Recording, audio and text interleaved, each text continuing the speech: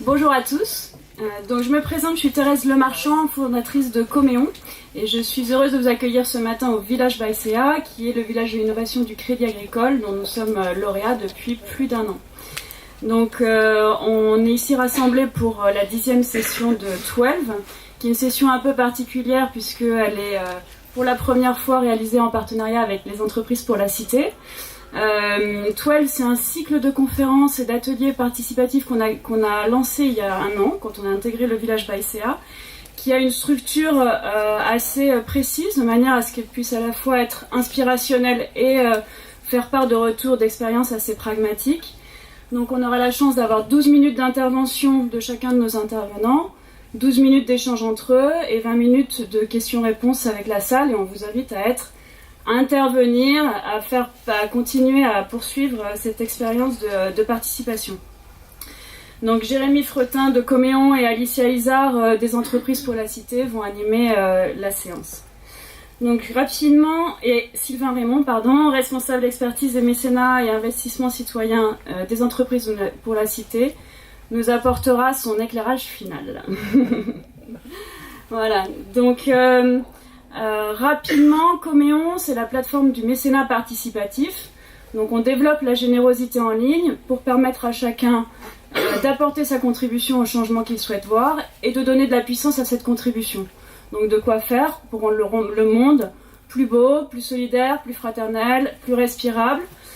Mais comme on n'est pas que des 12 utopistes, en fait, on se dote d'outils pour le faire. Et pour cela, on repose sur 2 éléments principaux. Le donateur Coméon dispose d'un portefeuille philanthropique intégré qui lui permet de gérer son budget dons, ses transactions, ses avantages fiscaux et de veiller aux projets auxquels il contribue. Et à travers notre plateforme collaborative de contribution qui rassemble particuliers, entreprises et porteurs de projets pour valoriser, partager et donner de la puissance financière à la réalisation de ces projets. Donc digital et mécénat, des collaborations inédites, c'est le sujet de notre atelier de ce matin. Moi, ce qui est intéressant, j'étais mercredi soir à une conférence d'Accélère sur les prospectives dans le digital. Et donc ça rassemblait des grandes entreprises, LinkedIn, AXA, La Poste, et je m'attendais à ce qu'on parle de blockchain, d'intelligence artificielle, de bots.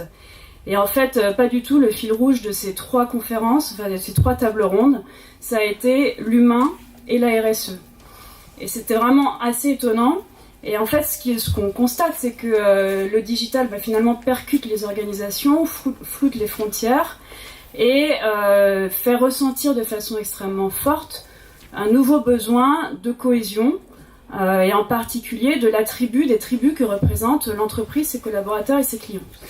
Et ce qui est positif, ce qui est intéressant, c'est que le digital donne aussi les moyens de recréer cette cohésion et de créer des effets de levier sur la participation des individus. Et c'est ce qu'on va regarder là aujourd'hui, donc avec l'exemple de la gestion privée d'AXA et du dispositif ECO que AXA a mis en place avec Coméon et des projets de la Fondation Entreprendre.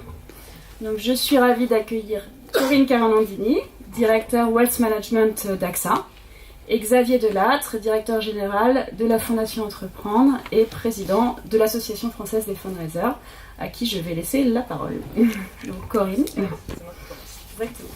Alors Corinne, dispositif ECO. Je peux vous dire, je ne veux pas mettre la pression, mais il y a beaucoup de curiosité et d'intérêt pour cette démarche, comme vous pouvez le voir aujourd'hui. On est nombreux à... Alors, ouais, c'est ça. On est nombreux à vouloir vous écouter sur cette démarche. Est-ce que vous pouvez nous expliquer comment est né le projet, à quels enjeux internes, externes il répond, et comment vous l'avez structuré et déployé ces derniers mois? Merci. Bonjour à tous et à toutes. Alors déjà, premier constat, je suis habituée à parler chez AXA dans un monde d'hommes. Je suis ravie d'avoir qu'il y a beaucoup de femmes dans la salle. C'est un plaisir non dissimulé pour ce vendredi matin. Alors, avant de rentrer dans le vif du sujet, je vais prendre un petit peu de hauteur pour vous rappeler le pourquoi de cette création de ECO. C'est aussi un paradoxe parce que vous allez voir une opérationnelle, vous parlez de RSE et d'engagement, donc par rapport à ce que disait Thérèse tout à l'heure sur le côté doux utopiste, quelle ironie finalement de se dire qu'une gestion privée qui cherche à placer l'argent des clients est capable aussi d'avoir des projets qui sont porteurs de sens. Donc en fait, nous, ce qu'on a constaté aujourd'hui, il y a 3 grandes tendances qui nous marquent. Et quand je vais dire nous, je vais intégrer toute l'équipe à la gestion privée d'AXA parce qu'on travaille de façon très collaborative et moi, je suis très attachée à impliquer mes collaborateurs dans tous les projets qu'on a aujourd'hui. Effectivement, on a une tendance très forte d'augmentation du mécénat. J'ai en tête 3,5 milliards l'année dernière sur les entreprises de plus de 20 salariés qui ont été investis dans le mécénat. Une volonté marquée aujourd'hui des grandes entreprises de faire converger l'intérêt de l'entreprise et l'intérêt général. Et ça, on peut le constater dans plein d'engagements que font les grandes structures. Et puis la fin surtout de ce qu'on appelait le mécénat danseuse du président. Ces entreprises, quand elles investissent, elles ont envie d'être reconnues pour leur investissement. Et pourquoi elles ont envie d'être reconnues pour leurs investissements? C'est parce qu'en fait aujourd'hui, quand vous regardez les frontières avec la société privée et la société civile, eh bien elles sont également devenues très floues. Et puis quand on regarde les gens dans la rue, ils sont nos clients, ils sont nos salariés de demain. Et ces gens-là, ils sont intéressés par l'environnement, ils sont intéressés par ce que va devenir la planète, ils sont intéressés par l'emploi. Et donc ils attendent aussi et ils recherchent dans ces entreprises des valeurs, une image et donc des valeurs qui vont leur parler. Et donc on constate, et c'est le cas chez AXA, alors ici il y a Pedro qui représente la RSE d'AXA qui est là pour vous dire à quel point c'est important aussi pour nous puisqu'on vient tous ensemble. Le mécénat c'est devenu chez AXA un enjeu stratégique. C'est plus du tout quelque chose d'annexe et de connexe.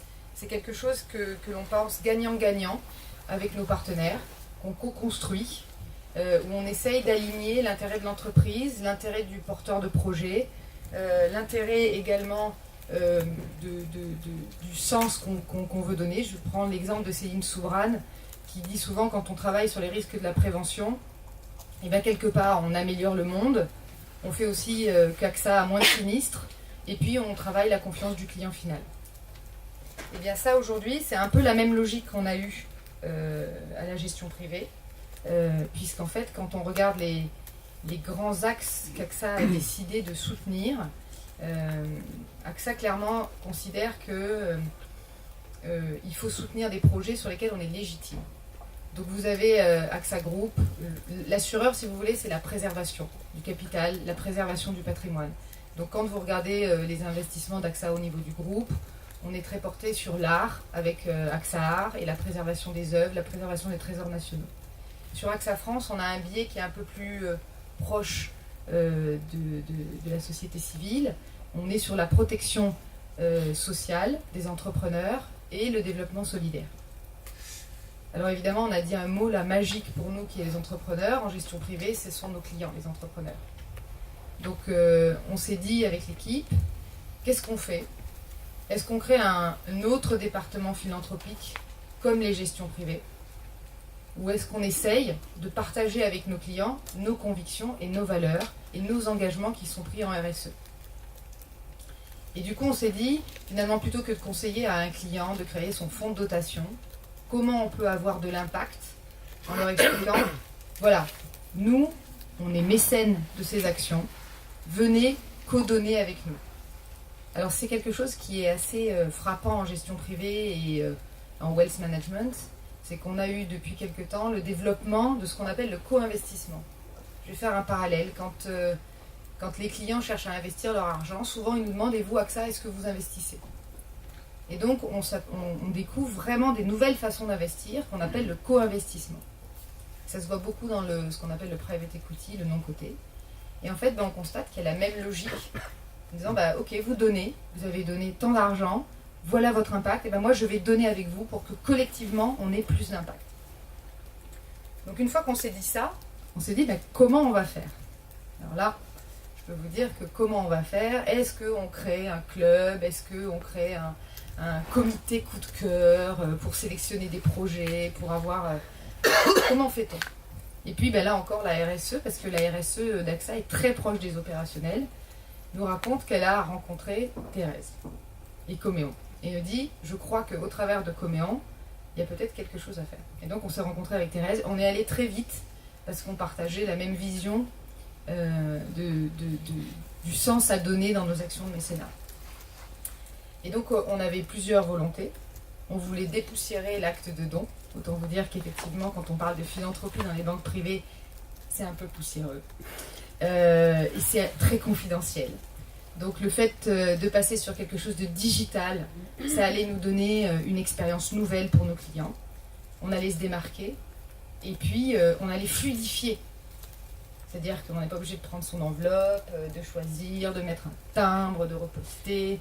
Là, on peut le faire très vite, à 8h du matin, à 9h, à minuit, à 3h du matin pour les insomniaques. Ça nous permettait aussi d'apporter au travers de Coméon, on le verra après sur le dispositif ECO, des services supplémentaires. Ça nous permettait aussi de créer ce qu'on appelle une tribu, c'est-à-dire qu'en fait, nos clients sont sur la même plateforme que nos salariés, que nos agents, parce que chez AXA, nous avons des réseaux de distribution, et de communiquer autour de valeurs communes et d'engagements qui ont été pris par AXA. Et c'est vraiment ça qu'on a cherché tout le long de la construction du projet. C'était vraiment d'arriver à matcher les engagements d'AXA, qu'ils soient solidaires, sur l'entreprise, avec nos clients. Parce qu'on voulait parler à nos clients. Alors ça reste désintéressé, ça reste un mécénat peut-être décomplexé, mais pas un mécénat qui est vraiment, on va dire, qui devient pour capter du client. C'est pour parler à nos clients, pour leur dire ce qu'on fait. Et il faut que vous ayez en tête qu'aujourd'hui, quand on regarde les études, et je crois qu'Alexandre Mars en parle très bien, que ce soit pour les clients ou pour les employés, les nouvelles générations regardent les valeurs portées par l'entreprise, dans leur choix de partenaire ou dans leur choix d'employeur. Donc ce qu'on met en avant, ça nous permet effectivement à la fois de parler à nos collaborateurs, et moi je vois bien tous nos collaborateurs sont très engagés et sont très attentifs, et nos clients aussi. Et c'est un des articles des newsletters qui sont les plus lus. Qu'est-ce que fait AXA? Quelle initiative prend AXA? Et pourquoi ils le prennent? Donc en fait on a commencé à créer ECO. Alors pourquoi ECO? Évidemment ça va vous sembler évident, mais parce que ça fait écho aux causes qu'on porte. Et ça nous a permis de développer un système qu'on est en train de lancer. Parce qu'en fait, c'est long de mettre en place un système. On en a vraiment parlé, on a vraiment finalisé tout ça en juin et on est en train de le déployer. On en parlera peut-être tout à l'heure dans les questions-réponses. Mais aujourd'hui, on a effectivement créé sur le site internet de Coméon une page dédiée à AXA Gestion Privée et au projet d'AXA. En disant, voilà, nous on a sélectionné dans toutes les initiatives d'AXA quelques initiatives qui nous parlent, qui vous parlent et qu'on soutient et qu'on pousse et qu'on met en valeur au travers du digital. Il y a plusieurs intérêts. C'est qu'effectivement, ça nous permet de communiquer beaucoup plus vite avec nos clients, de façon, on va dire, en push, mais en pull aussi. C'est-à-dire qu'en fait, l'avantage du digital, c'est la culture de la data. On en parlait avec Thérèse il n'y a pas très longtemps. Quand vous envoyez des courriers, quand vous envoyez des plaquettes, vous n'avez jamais de retour. Le digital, ça trace tout. Donc vous savez si vous avez un impact, vous savez si les gens sont venus, à quelle heure ils sont venus, et vous savez ce qu'ils ont regardé. Et donc vous arrivez à identifier ce qui parle à vos clients. Et donc vous savez comment orienter après votre communication, vous savez comment orienter vos actions, et vous savez si vous avez parlé justement à cet écosystème. Vous pouvez tracer vos clients et vous pouvez tracer sur vos salariés. Vous pouvez animer vos salariés. Donc, ECO aujourd'hui, c'est pas nous simplement l'animation de nos clients, c'est aussi devenu l'animation de nos salariés. Et on est en train de mettre en place toute une logique pour identifier quels sont les salariés qui vont avoir le plus de clients, qui auront participé à ECO, comment on peut faire en sorte que celui qui a, entre guillemets, collecté le plus pour une cause puisse choisir un don que la gestion privée va mettre en ligne aussi. Vous voyez, on anime aussi nos collaborateurs autour de sens et autour de projets. Et puis on anime aussi nos réseaux de distribution. Et ça c'est important parce que nos réseaux de distribution chez AXA, ce sont des chefs d'entreprise. Vous imaginez quand vous avez des chefs d'entreprise à quel point c'est important de leur dire, voilà, AXA soutient les chefs d'entreprise. Donc on se sert aussi du digital pour animer nos agents. On le fait notamment parce que dans la communauté, ECO, on a décidé d'avoir les projets portés par AXA, mais on a décidé d'avoir un projet coup de cœur. Donc, tout à l'heure, je vous parlais de est-ce qu'on crée un comité coup de cœur. Là, on l'a créé en digital. Donc on n'a pas perdu l'idée de base, mais on le crée en digital. Donc on est en train de mettre en place une gouvernance avec la RSE. On fait des appels à projets. Ces appels à projets, ils sont ouverts à nos clients, ils sont ouverts à nos agents et à nos collaborateurs. Pour l'instant, autant vous dire que nos collaborateurs nous ont envoyé plein de projets parce que forcément, ils connaissent quelqu'un. Et d'ailleurs, on voit à quel point, vous dites, je n'aurais pas imaginé que les collaborateurs envoient tout de suite des projets. Et donc ça vient pour l'instant plus d'eux, mais c'est normal, le dispositif n'est pas déployé. Mais nos agents également peuvent nous apporter des projets. Et ces agents, l'idée c'est que eux-mêmes, ils communiquent auprès de leurs clients pour leur dire, regardez, moi agent, moi chef d'entreprise, je soutiens au travers de Coméon, au travers de cette plateforme, un nouveau projet.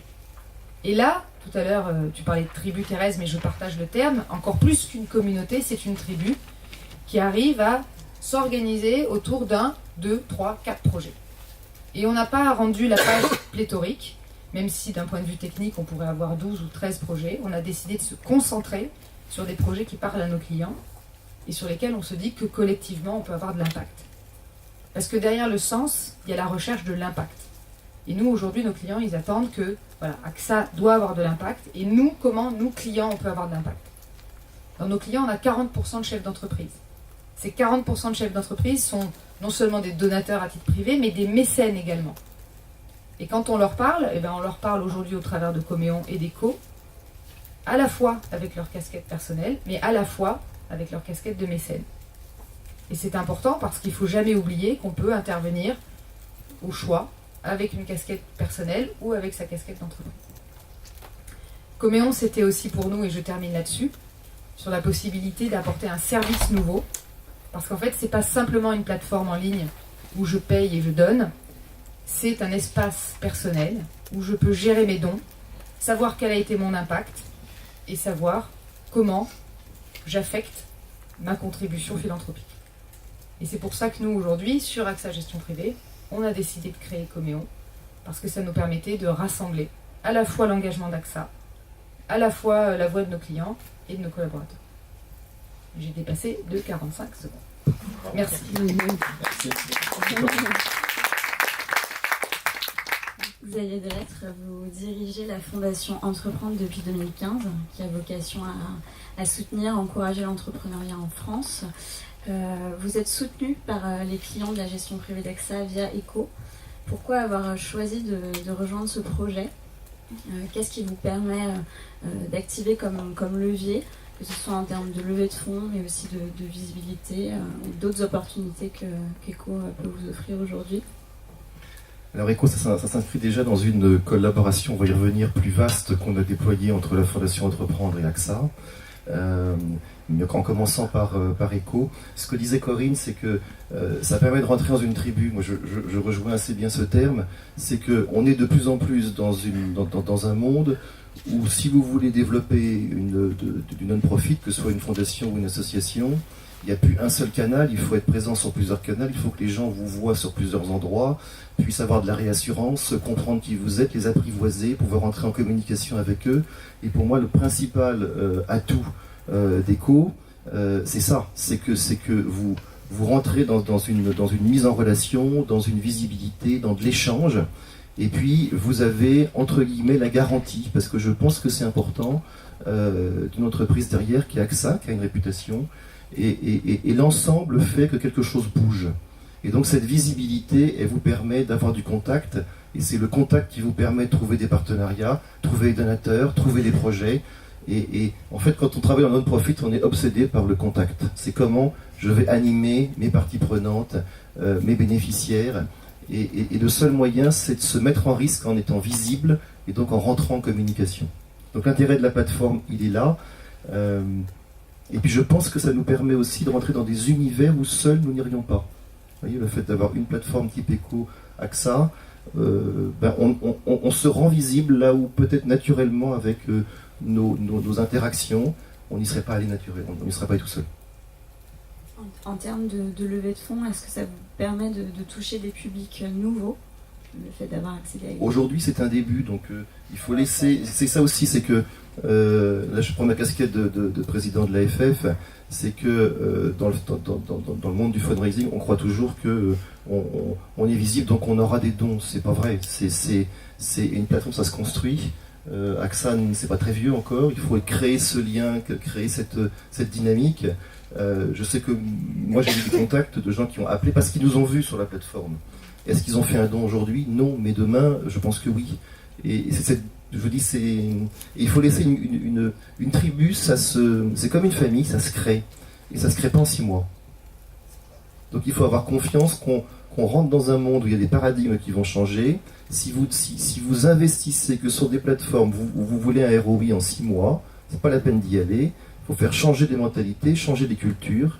Et il y a des choses qui bougent à terme. Et peut-être bien là-dessus, dans ce que vous faites, c'est d'accepter le fait que cette communauté fera du temps pour la créer. Le fait d'avoir rejoint la plateforme Neko rentre aussi, vous le disiez, dans un dispositif plus global. Vous êtes notamment soutenu par AXA pour le MOOC des ailes pour entreprendre. Est-ce que vous pouvez nous en parler un peu? Alors peut-être déjà en 2 mots. Donc Fondation Entreprendre, on est là pour développer l'entrepreneuriat en France. Nous ne sommes pas un opérateur, on agit en repérant et en soutenant des organisations terrain pour leur permettre de se développer, d'essaimer, de se professionnaliser. On agit au travers de 4 programmes. Un programme vers les jeunes, comment développer l'esprit d'entreprendre dans les collèges, lycées, universités, mais aussi auprès de décrocheurs scolaires. Un programme sur tout ce qui est création, reprise et croissance des entreprises. Vous savez que plus on accompagne des créateurs, plus on accompagne des repreneurs, plus le taux de faillite baisse, plus on crée de l'emploi. Et je pense que créer de l'emploi doit être une des priorités du pays. Et en tout cas, on est tous concernés par cela et on vit tous en tout cas d'une posture entrepreneuriale ou salariée. Et on peut être salarié et entrepreneur. Ça s'appelle des intrapreneurs. C'est une chose qu'il faut rappeler sans arrêt. Un 3e programme qui est sur des populations qui, par entrepreneuriat, peuvent rebondir. Je pense aux personnes porteuses de handicap, je pense aux seniors, qu'on oublie trop souvent. On soutient une organisation qui accompagne des handicapés à devenir chef d'entreprise, dirigée par un aveugle, et qui s'appelle Didier Roche, donc qui a créé les restaurants noirs, c'est pas dans le noir, et puis une boîte de cosmétiques. Et j'avais devant une assemblée de banquiers où il disait un jour, vous savez, il m'a fallu quelques années pour faire comprendre que être aveugle, ce n'est pas forcément être con. Ça fait un peu bouger dans la salle, mais il y a un a priori. Je suis sûr qu'on ferait un sondage demain en France. Peut-on être aveugle et chef d'entreprise? Je ne suis pas sûr qu'il y ait la majorité, j'ai un petit doute. Pareil, pour les seniors, vous savez, on parle beaucoup des start-upers, des jeunes, des machins. On oublie aussi que les seniors créent beaucoup de start-up qui ont parfois des taux de pérennité plus forts que celles des jeunes. Donc il faut aussi peut-être pas incriminer trop les vieux. Je vais finir par en être un, donc je commence à me protéger. Merci Corinne. Voilà. Donc, et le dernier programme, je finis par lui parce qu'il est un peu emblématique du virage que l'on veut faire, qui s'appelle donc Des ailes pour entreprendre. Alors c'est un programme qu'on a créé parce qu'à force d'être dans ce milieu-là, on supputait qu'il y avait quand même les femmes et l'entrepreneuriat. C'est évidemment normal, mais c'est pas si simple que ça. 30% de femmes sont entrepreneurs en France. Alors on se dit bon, 30, ça passe à 32, 34, super, génial, tout va bien, c'est en train de monter. Donc on laisse passer 10 ans, on sera à 50. Quand on creuse, la plupart sont auto-entrepreneurs, plus de 50% des entrepreneurs sont des femmes. Si vous montez dans les sociétés qui sont des SARL, vous êtes plutôt à 25%. Si vous montez dans les autres statuts, on est plutôt dans les 15-16. Si vous montez dans les boîtes internationales, on est plutôt à 5-6. Et la palme d'or, c'est la finance avec 3. Grosso modo, donc on va en décrescendo. Donc la situation n'est pas si simple que ça quand même. Donc on a eu l'idée de créer ce programme avec une envie, peut-être, c'est là où puis le digital va jouer là-dedans, je vais venir au MOOC juste après, c'était de se dire, ce programme, on va le travailler en macro, on sait ce qu'on veut faire. Et l'idée dès le départ a été de se dire, on aimerait trouver un partenaire, alors bien sûr un partenaire financier, mais à la limite, le partenaire financier seul ne nous intéresse pas. On voudrait un partenaire qui s'engage avec nous, qui nous bouscule, qui accepte de co-construire. Co-construire, c'est créer les objectifs, c'est de définir les objectifs, c'est de créer le programme, c'est de créer un nom.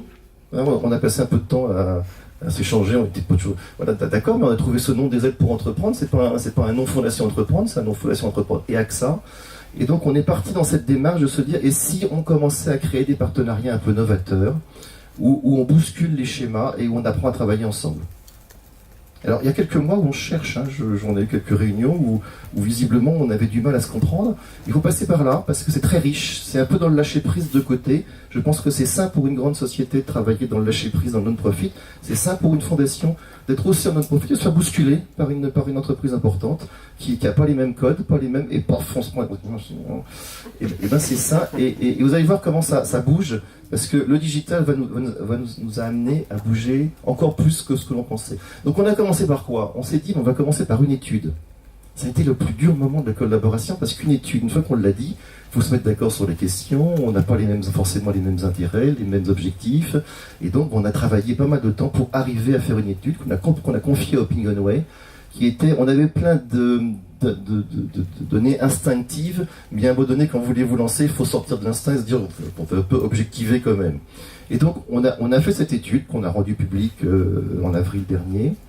L'intérêt, et là j'arrive au digital, c'est que très vite dans l'étude, dans les perceptions qu'on avait sur les femmes et l'entrepreneuriat, on a très vite repéré un décrochage qui s'opère au moment de la levée de fonds.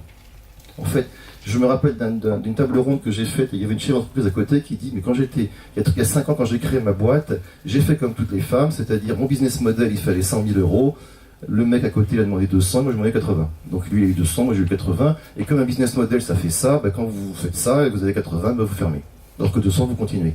Et donc on s'est dit, tiens, en termes est-ce qu'on ne peut pas apporter quelque chose en matière de levée de fonds, avec plutôt des femmes qui ont plutôt une meilleure vision des forces et faiblesses de leur projet, plutôt une vision 360 degrés. En un mot, les hommes en fument plus. Ça marche peut-être mieux, et donc je trouve que le monde de la finance devrait plutôt se faire confiance aux femmes, même si au départ elles ont une manière de présenter les choses où il y a plus les plus et les moins en détail, mais voilà. Moi j'ai travaillé toute ma vie avec des majorités de femmes, donc j'étais habitué à rentrer dans le... voyez, et donc on s'est dit, et c'est là où le digital est une force considérable, c'est qu'on s'est dit, on va pas attendre de faire l'étude, puis on va lancer un appel à projet, puis sur les projets, on va trouver une organisation qui dans 10 ans aura trouvé 0,4% de la solution, et on se dira qu'on est beaux tous les deux, et puis on va faire une communication. Pas du tout. On s'est dit, on se lance direct. Et donc le défi, c'est qu'au moment où on sortait l'étude, un tout petit peu avant, on s'est mis à lancer un MOOC. Il n'y a que le digital qui nous permet de faire ça. C'est-à-dire qu'on a repris très vite toutes les problématiques qui étaient dans l'étude. On a fait marcher tous les réseaux qui accompagnent des femmes de l'entrepreneuriat, en dédié, en pas dédié, en machin. On a fait des interviews derrière. On a repéré toutes les problématiques. On a travaillé avec les équipes d'AXA énormément. Et on a pu lancer le MOOC au mois de mai. Vous voyez, dans la foulée, on a lancé un MOOC. On s'était fait un petit défi. On disait on voudrait 2000 femmes qui sont en cours de création ou qui ont récemment créé leur entreprise. On en a eu 2200. Donc l'intérêt, c'est ça nous a mis dans une dynamique où on collaborait ensemble, on réfléchissait ensemble, on créait ensemble, on lançait le truc dans la foulée et on avait nos résultats directs. Et l'avantage digital, c'est que vous pouvez incurver, vous dites là, attendez, dans le MOOC, il y a telle chose, marche pas très bien, on change. Et puis on actualise au fur et à mesure. Et donc ça crée une dynamique. Et moi je dirais l'effet premier que je vois, c'est outre le fait qu'on a entraîné 2200 femmes, c'est que les équipes de la Fondation Entreprendre et les équipes d'AXA ont appris à de plus en plus se connaître. Et quand on voit aujourd'hui les réunions, l'efficacité des réunions, la compréhension mutuelle, moi j'interviens parfois avec AXA et avec Sandrine Sobran, et je disais tout à l'heure, on est quasiment capable de prendre le micro et de savoir ce que l'autre va dire, parce que finalement on connaît les objectifs, l'intérêt d'AXA, c'est une boîte qui a ses intérêts, et c'est normal, comme nous sommes une fondation, nous avons nos intérêts, et c'est normal. Et donc je pense qu'il y a un peu un paradigme qui est en train d'évoluer sur ces sujets-là. Ça a un impact direct, c'est mobilisateur. On a fait une conférence de presse, le fait d'avoir un MOOC, d'avoir une étude, un MOOC derrière, appel à projet sur lequel on avait fixé les thématiques, 15 journalistes, dont Europe 1, Les Échos, Le Point, l'Express, qui se sont déplacés. On a tous vécu des conférences de presse flop, moi j'en ai fait quelques-unes dans ma carrière. Si ça a bougé, c'est que ce côté de collaboration, étude, efficacité derrière, eh bien, il marque. Je parle trop. 40 secondes. Voilà, je parle trop. Donc voilà, c'était un peu les points que je voulais dire. Moi, je pense sincèrement, il y a plein d'autres exemples, on pourrait y revenir. Là, on est dans l'immeuble du Crédit Agricole, ils ont lancé plein de trucs avec Oméon. Mais s'il y a des questions, ou dans le débat, on pourra y revenir. Mais pour moi, c'était vraiment un point qui était, on n'attend pas on est dans la réussite ou l'échec immédiat, parce qu'il faut être dans le lâcher prise et puis accepter qu'il y a des moments où c'est moins bon que d'autres, mais on est dans une dynamique de réussite. Et pour moi, le digital, c'est ça, c'est cette dynamique de réussite, c'est donner envie d'être dans un monde qui bouge et avec des frontières qui sont en train d'évoluer. 12 minutes 52 secondes.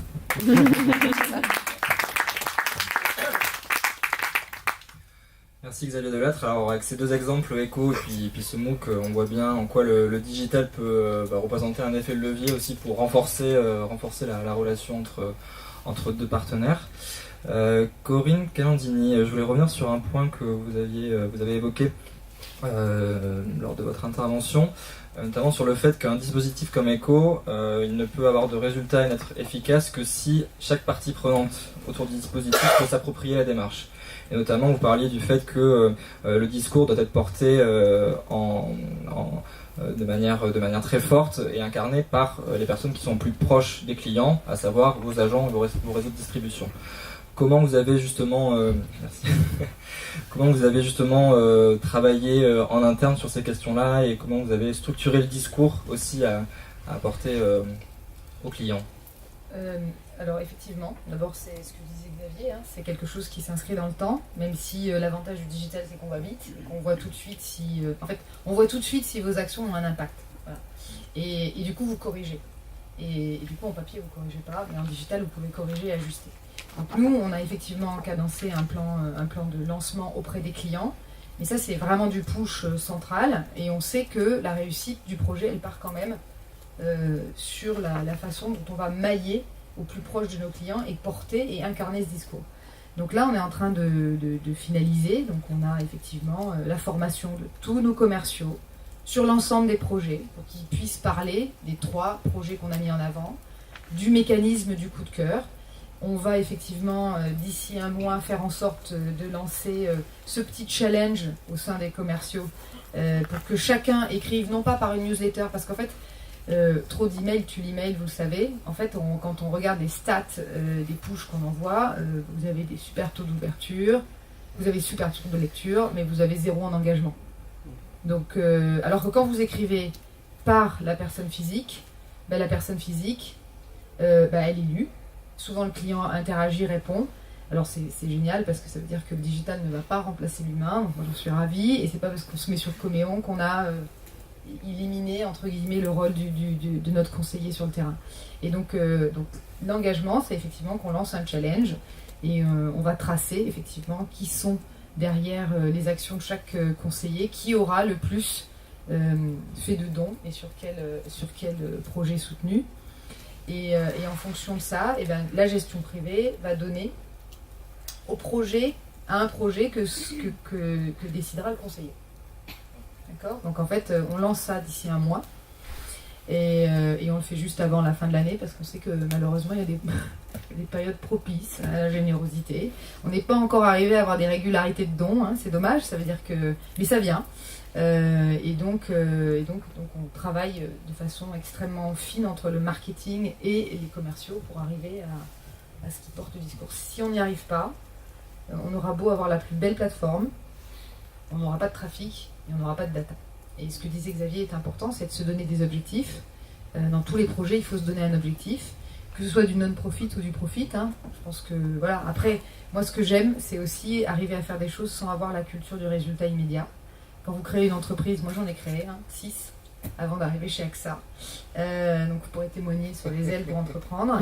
Et ça se fait pas en 2 minutes. Quoi.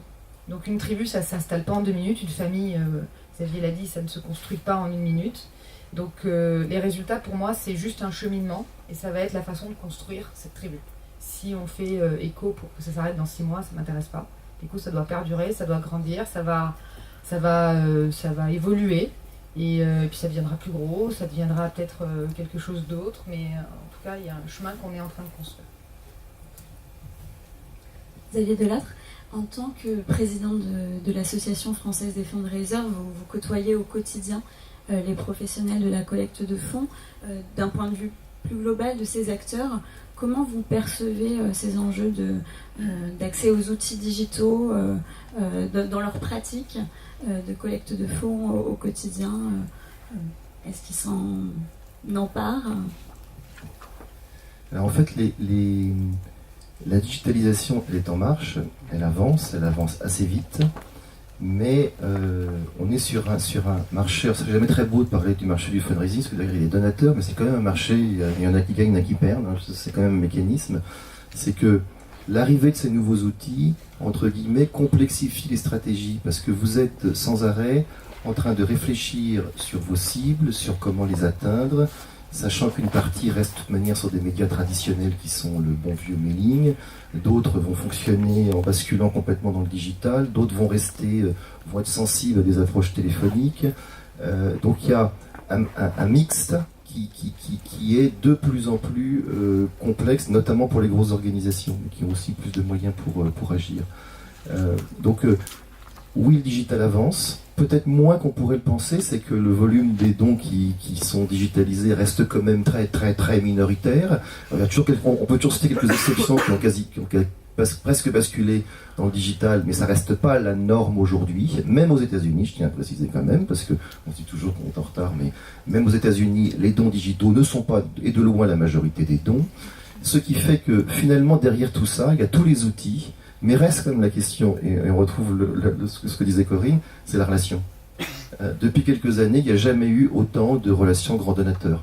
Tous les fundraisers se tournent vers les relations grand donateurs. Parce que derrière, il y a des dons majeurs. Pour rappel, si vous reprenez tous les dons réalisés en France depuis 10 ans, le volume des dons inférieurs à 150 €, qui représentait 65% de la collecte de l'ensemble des Français, est à moins de 40% aujourd'hui. C'est-à-dire, c'est les dons majeurs, c'est ceux qui sont à plus de 3 000 € et beaucoup sur les plus de 20 000 qui ont le plus drainé la collecte vers le haut. L'effet ISF, il y a quand même en partie joué, mais pas que. Vous voyez, donc la relation est importante à développer parce qu'il y a cet enjeu des dons majeurs, il y a cet enjeu des legs, il y a cet enjeu des partenariats. Derrière un donateur, il peut y avoir un entrepreneur, un chef d'entreprise qui a pouvoir d'engager son entreprise derrière. C'est aussi une porte d'entrée pour l'entreprise, c'est pas que l'entreprise directe. Donc il y a tout ce mixte qui est à trouver. Voilà, je dirais sans rentrer peut-être. Après, dans les enjeux peut-être du marché global, j'en vois deux aujourd'hui qui émergent. Un qui est, même si ça concerne les fondations, mais les fondations par définition, elles reversent en grande partie aux associations, c'est le passage de l'ISF à l'IFI, 5 milliards alors suivant les ministères, on parle de 1,3 milliard, 1 milliard, j'ai entendu 850 millions maintenant, donc je ne sais plus très bien où on en est, donc il va y avoir quand même une baisse forte, et dans ceux qui vont rester sur l'impôt sur l'immobilier, on ne sait pas trop qui ils sont, quel est leur profil. Est-ce que c'est des gens qui dans l'ISF donnaient déjà des dons? Est-ce que c'est des gens qui investissaient dans les PME? Est-ce que c'est des gens qui payaient leur impôt? Parce que si c'est des gens qui payaient leur impôt parce qu'ils ont beaucoup d'immobilier mais pas de patrimoine, ils ne donneront pas. Donc ça peut être un peu compliqué. Et puis il y a un deuxième enjeu pour le marché aujourd'hui, c'est l'hybridation des modèles. Moi je pense que dans les 5 ans qui viennent, on y va droit. C'est-à-dire qu'entre le monde traditionnel des fondations, associations, est en train quand même d'émerger une partie du monde de l'économie sociale et solidaire qui sont sur des systèmes de gestion désintéressés, sur lesquels des problématiques commencent à se poser. C'est est-ce qu'une partie d'entre elles pourrait accéder aux dons sous certaines conditions demain ou sous les formes d'investissement défiscalisables. Et donc pour des fundraisers se pose demain la question de se dire je fais du fundraising, mais plus généralement je suis un développeur de ressources et comment je développe les ressources au-delà du don simple. C'est des questionnements qui vont de plus en plus arriver dans les 5-10 ans qui viennent. Merci Xavier Delattre. On va peut-être passer aux questions, parce qu'on a pris un petit peu de retard au début de la conférence. Donc la parole est à vous. N'hésitez pas donc à vous présenter avant de poser votre question.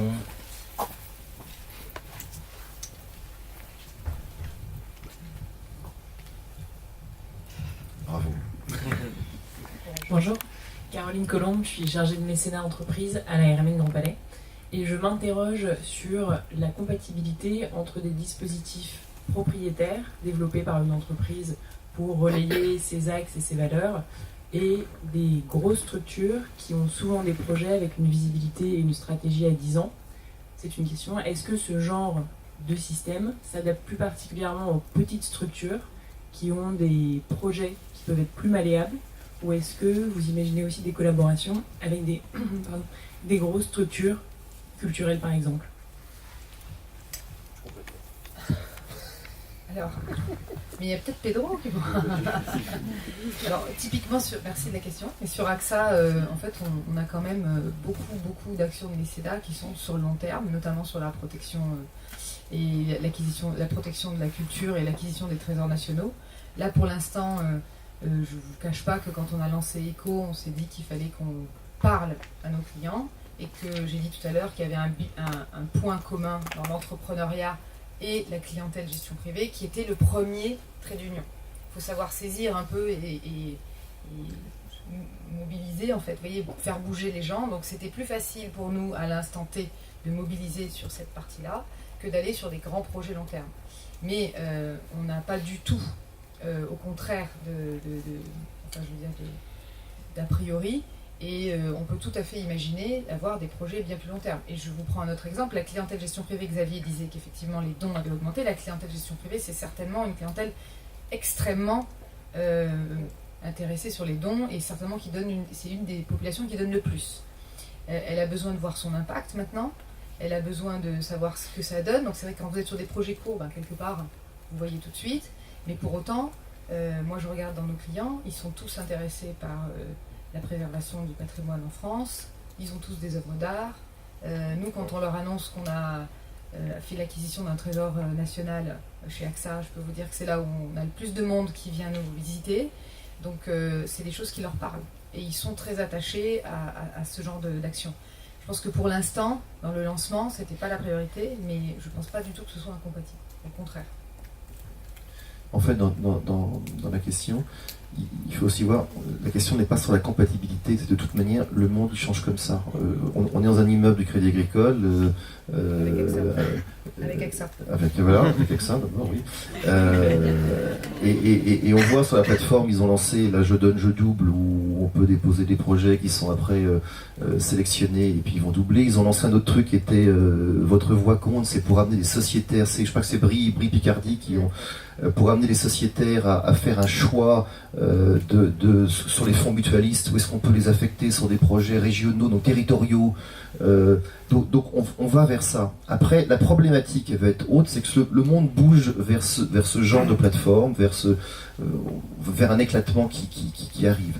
La réalité, c'est comment une organisation se positionne, avec quel programme, avec quelle méthodologie d'approche, pour convaincre ses interlocuteurs qu'ils ont une place dans la stratégie de l'organisation. Ce qui va poser de plus en plus, notamment pour les fondations et associations, le problème de leur gouvernance. Est-ce que leur gouvernance est capable de s'ouvrir aussi vite que le marché s'ouvre, ou est-ce qu'on reste sur des vieux schémas, globalement le mailing et le donateur qui donne et qui la ferme, ça c'est fini. Donc c'est comment, et moi je pense que l'enjeu majeur, c'est un de mes combats ça, c'est l'évolution des gouvernances des fondations et associations. Il y a plein de secteurs. Vous regardez, j'en prends un secteur au pif, s'il y en a dans la salle, vous m'excuserez, mais vous prenez le monde des universités, il y a des gouvernances d'universités qui ont fait des virages spectaculaires et qui commencent à générer autour d'elles des soutiens, des vrais projets et à faire bouger des entreprises ou des anciens élèves, c'est intéressant. D'autres qui n'ont rien compris, qui sont figés sur le passé, qui ont tué leur fondation au bout d'un an, ça coûtait trop cher, donc refus d'investissement. Bon, ceux-là, ils n'arront pas, c'est tout. Ils vivront sur les fonds publics. S'il n'y a plus de fonds publics, ils feront autre chose. Vous voyez, à un moment donné, il faut être un peu... Mais voilà. Non, mais je vais aller dans ton sens. En fait... non, mais je suis tout à fait d'accord. Je ne saurais pas être autrement. En fait, pour moi, ça participe aussi du fait que les donateurs, aujourd'hui, on est passé dans des donateurs à donacteurs. Et c'est pareil dans la finance. C'est le même comportement. Tout à l'heure, quand je vous ai un parallèle avec la façon dont ils investissent leur argent, ils veulent être concrets. D'ailleurs, regardez le succès de l'immobilier en France. Les gens investissent dans du concret. La bourse, ils sont en désaffection. Quand ils investissent, ils veulent investir dans des sociétés. Ils veulent savoir qui est le patron. Ils veulent savoir ce que ça fait. Ils veulent comprendre. Et du coup, pareil, dans leur mode de donation, ils sont acteurs. La plateforme, elle aide ça. Quand on investit sur la plateforme Coméon dans Agir pour l'école, chez AXA, quand vous mettez votre don, vous savez ce que vous êtes en train de financer. Est-ce que je finance une semaine de cours? Est-ce que je finance une tablette? Bon, vous pouvez avoir du suivi. Vous pouvez avoir de l'update. C'est vrai que quand vous êtes sur un projet long, on voit moins l'impact immédiat. Ça ne veut pas forcément dire qu'ils ne vont pas y aller. Ça veut peut-être dire qu'il faut apprendre à communiquer sur quel est l'impact, comment ça se construit, et du coup plus communiquer avec les donateurs. Plus communiquer plutôt que de faire juste le chèque.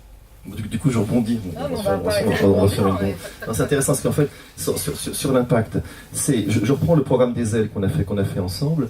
C'est en fait, on peut avoir une vision longue, on peut se fixer des objectifs longs, mais ce qui dynamise, c'est les impacts courts. Parce que sinon, qu'est-ce qui se passe? Parce qu'il y a notre petite tendance perverse du marché, qui est de dire, pour me couvrir, je lance des... Vous savez, les gros systèmes de contrôle d'impact, où vous avez des usines à gaz qui valent la peau des fesses, je peux vous en citer quelques méthodes. Il y en a des très belles, J'ai des doutes sur le résultat, et j'ai un doute pour avoir audité quelques grosses organisations. Je vais vous dire pourquoi j'ai un doute. C'est que finalement, comme vous mettez tout sous équation, eh bien, il y a un moment donné, le système, de manière inconsciente, exclut les plus pauvres. Vous vous occupez d'enfants en difficulté, vous n'allez quand même pas vous faire chier avec les plus pauvres qui vont vous baisser votre mesure d'impact. Et donc, inconsciemment, vous les dégagez. Parce que les gens les plus fragiles, si vous voulez des résultats à 3 mois, 6 mois, ils savent pas, ils peuvent pas vous le donner. Vous n'allez pas les battre. Donc, l'impact, il tue les pauvres, s'il est mal organisé. Par contre, un impact qui est bien fait, c'est un impact qui achète une bonne mesure d'impact, accepte l'échec parce qu'il y a de l'échec salutaire. Je voulais juste faire ce petit bémol.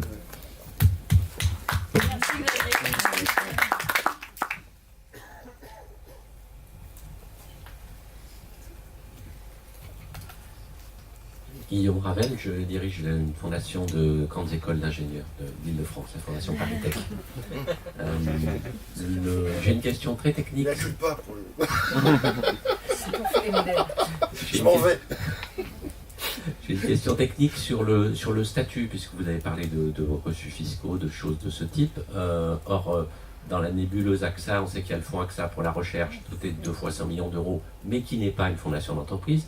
Ce que vous avez décrit ressemble trait pour trait à une fondation d'entreprise, où le marketing, la com et les RH ont pris la main sur la danseuse du président.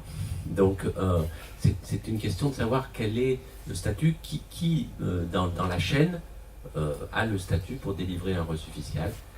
Et puis l'autre partie, c'est un commentaire, c'est de dire que effectivement, quand on se retrouve à déposer des projets, ça ressemble assez aux usines à gaz de programmes européens pour la recherche. Il faut déposer plein de choses, il faut effectivement donner des mesures d'impact, combien d'emplois on a créé, combien de personnes on a sauvées, etc. Donc ça devient très compliqué.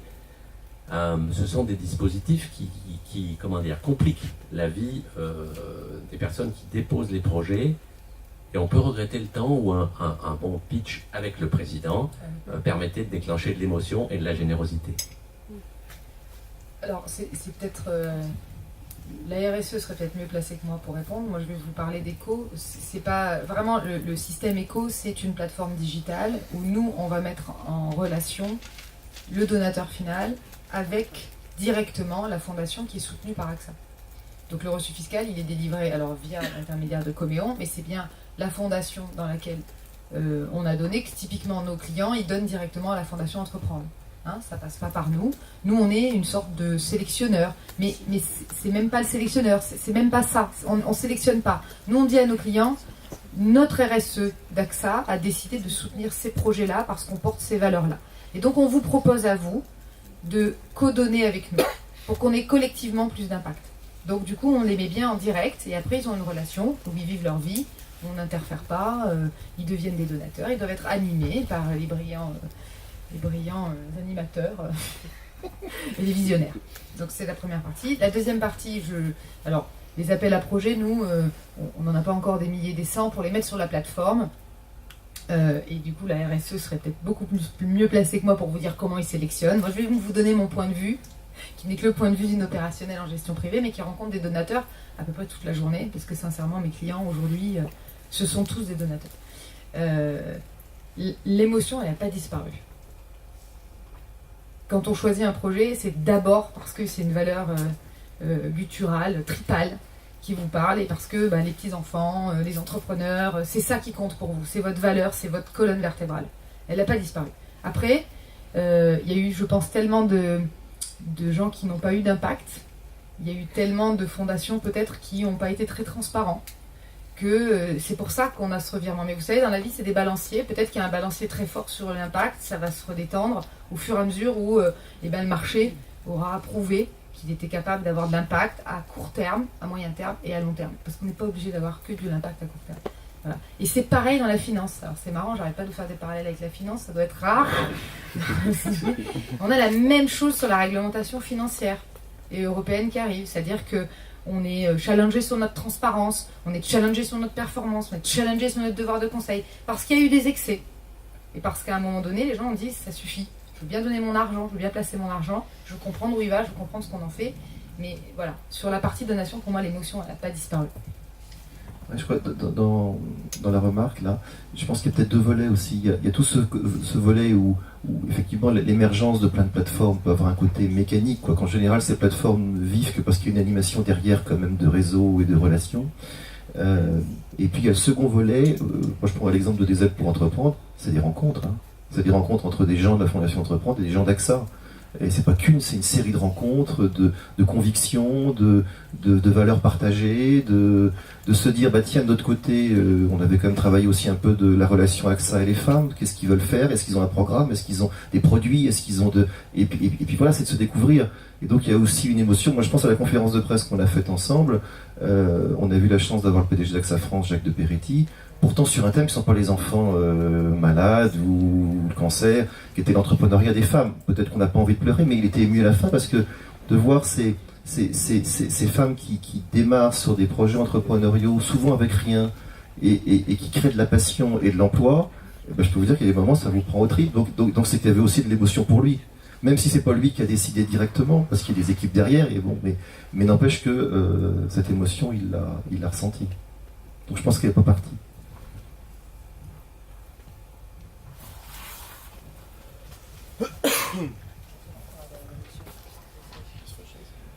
Monsieur Bied, directeur de l'Association nationale des apprentis de France, nous je pense en fait qu'on va clairement rejoindre Combien parce qu'on va être bientôt d'intérêt général et du coup j'y crois parce que nous en fait on a investi l'association depuis qu'on a commencé sur le digital, on est sur les apprentis, sur la promotion de l'apprentissage et depuis 2013 on anime la première plateforme vidéo d'apprentissage pour les étudiants. On accompagne vraiment des apprentis au sein de notre entreprise pour valoriser en fait leur métier. On est passé de 40 000 visiteurs en 2013 à 390 100 exactement visiteurs en 2017. C'est pas un hasard en fait, c'est du travail. Donc j'ai retenu deux phrases en fait, celle de Madame Calandini. Les nouvelles générations regardent les valeurs de l'entreprise et derrière le sens, il y a l'impact. J'ai bien aimé en fait ces deux phrases, je vais faire un tweet dessus. Donc voilà, et au niveau en fait justement de ce que disait Monsieur Delattre, nous on partage vraiment cet avis. Peut-être moi je demanderais un conseil, justement nous comment on peut, vous qui êtes expert des plateformes, on peut orienter justement cette audience qui représente les 2/3 des apprentis en France, vraiment. Enfin, moi je suis arrivé, je leur ai dit, bon, on commence d'abord pour voir ce qu'on a fait jusqu'à maintenant, et vraiment, la data compte, parce que avec un budget qui ne dépasse pas 130 000 euros, vraiment, en tant qu'association, on a eu de l'impact, voilà. Et c'est vrai que ça prouve qu'avec des petits budgets, on peut avoir un grand impact. Du coup, ça serait comment vous nous conseillez peut-être d'avancer. Voilà, merci. Alors c'est délicat de faire du conseil en direct sans connaître l'ensemble de l'organisation. Et là, il y a et pro bono, c'est une non-profit ici. Et peut-être, non, mais il y a toujours dans ce que vous définissez comme positionnement que vous avez pu avoir, de toute manière, vous ne progresserez que si vous commencez à individualiser les impacts que vous voulez avoir sur vos cibles et sur vos parties prenantes. Qui je veux faire bouger? Est-ce que toute ma vision est claire? Est-ce que le projet que je porte est clair? Quelles sont l'ensemble des parties prenantes que je peux toucher autour de moi? Qu'est-ce que je veux leur dire? Avec quels moyens?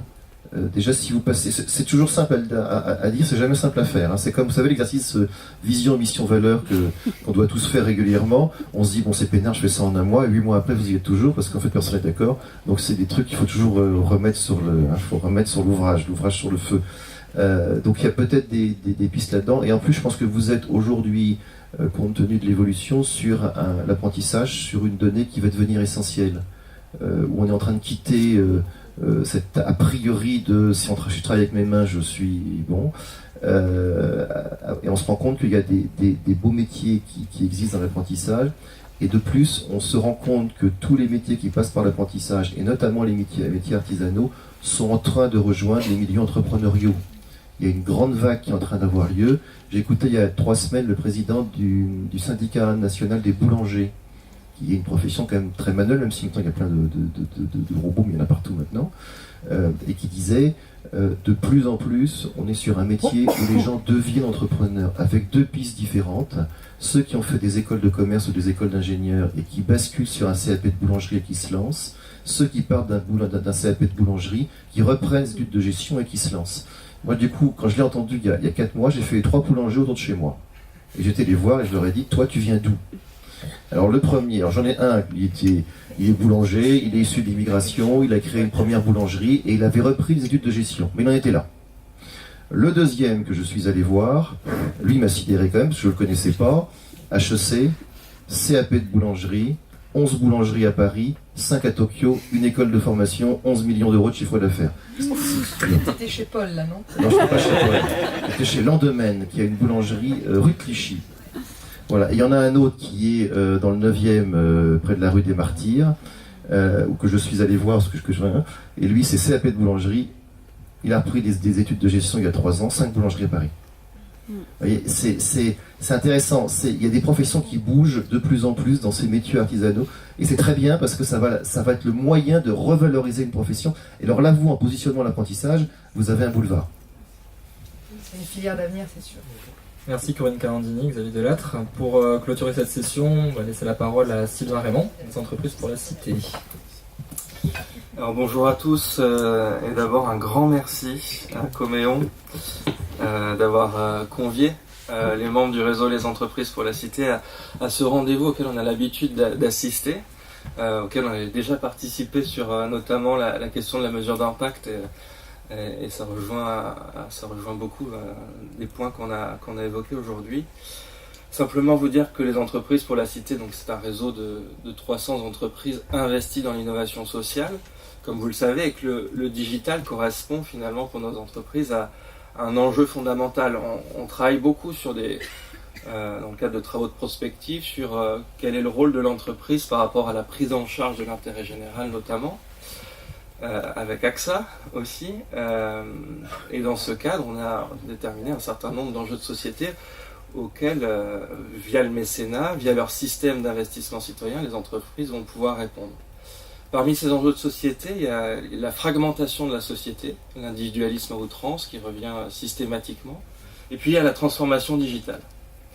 Alors, on a entendu quelque chose qui est, on a vu une posture décomplexée de l'entreprise, mais qui rejoint parfaitement les nouvelles tendances, la conception du mécénat de l'entreprise, qui est qu'aujourd'hui, le mécénat n'est plus totalement désintéressé. Quelque chose qui rejoint simplement le fait que les enjeux de l'intérêt général ne sont plus dissociables des enjeux de l'entreprise. Et pourquoi ? Pourquoi ? Parce qu'en fait, on est dans une dynamique aujourd'hui où, dans un contexte de crise économique, les ressources se font extrêmement rares et on demande aux mécènes d'être de plus en plus efficaces. C'est pourquoi on parle finalement toujours d'impact social. Et ce qui nous intéresse aujourd'hui, c'est de savoir comment le digital peut être un levier, on a parlé de co-construction, de collective impact. C'est à quel point on va pouvoir réunir nos forces tous ensemble via un moyen, le digital, pour essayer d'agir plus efficacement tous ensemble. Alors ça c'est vraiment stratégiquement et philosophiquement quelque chose qui fait évoluer les pratiques des entreprises. Le digital, ça correspond aussi à un accélérateur à plusieurs titres, notamment dans la manière qu'a l'entreprise à s'adresser à ses parties prenantes. La communication, notamment des acteurs de l'intérêt général, mais surtout celle des entreprises mécènes, c'est toujours un exercice extrêmement complexe. C'est un exercice d'équilibriste. Quand on communique et qu'on dit qu'on est le meilleur mécène du monde, c'est toujours très suspicieux. C'est simplement, on attend les preuves, grosso modo, de savoir pourquoi on est le meilleur mécène du monde. Le digital, il va permettre de donner des preuves, mais au-delà des preuves, il va permettre de donner de l'interactivité, on en a parlé, de rendre le collaborateur acteur, de rendre le donateur également acteur, investir avec une vocation éminemment d'intérêt général, Elle a ses propres programmes, des entreprises qui sont opératrices, qui mettent en place des marchés inclusifs. Et dans ce cadre-là, finalement, le digital, ça va nous permettre de coordonner cette stratégie, non plus de mécénat, mais quelque chose qui va nous dépasser, d'investissement citoyen.